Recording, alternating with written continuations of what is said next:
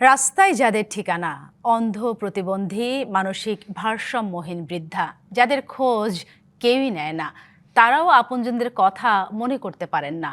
কারো কারো আপনজন থেকেও নেই। অসহায় শিশু যাদের নেই কোনো নাম পরিচয়, এমন ১০০-রও বেশি নারী ও শিশুর ঠিকানা হয়েছে আপন নিবাসে। বৃদ্ধাশ্রমটি রাজধানী উত্তরখানে অবস্থিত। অসহায় এসব মানুষদের পাশে সমাজের বিত্তবানদের আরও এগিয়ে আসার আহ্বান বৃদ্ধাশ্রম কর্তৃপক্ষের।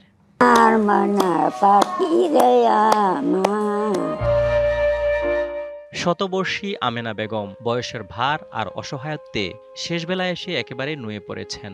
স্বজনদের কথা মনে করতে পারেন না আর। ৩ বছর আগে টঙ্গী রেলওয়ে স্টেশন থেকে পরিত্যক্ত অবস্থা থেকে তুলে এনে আশ্রয় দেওয়া হয় এই বৃদ্ধাশ্রমে। আর কি খাইলা? গরু গোস্ত, ডাল, ডিমের মাছ খাইছি। আমেনা বেগমের মতোই মেহেরুন্নেসা, মোমেনা, হালিমা, শান্তি বেগমেরও ঠিকানা এখন এই বৃদ্ধাশ্রমে। এদের মধ্যে অনেকের আপনজন থেকেও নেই। তোমার এবার কান্দো কেন? আমি তোমার মেয়ে না? তুমি আমার মা না?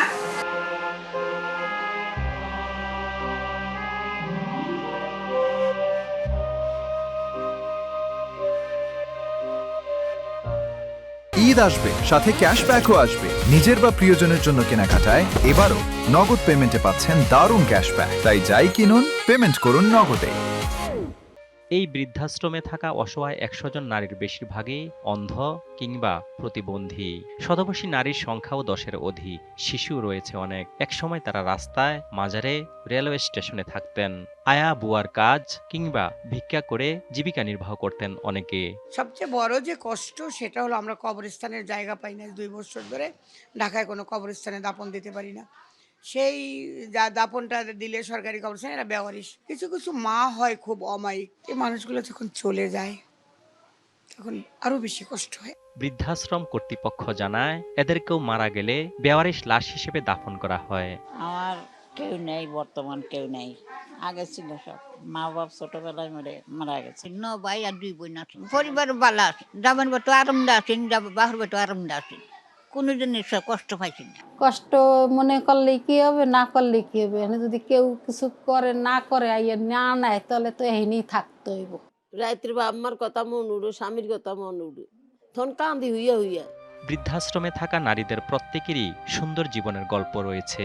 তবে এখানকার শিশুদের অসহায়ত্ব মেনে নেয়ার মতো নয়। রাস্তায় ফেলে দেওয়া ভারসাম্যহীন, পরিচয়হীন এসব মায়েদের ঠিকানা এখন এই আপন নিবাস।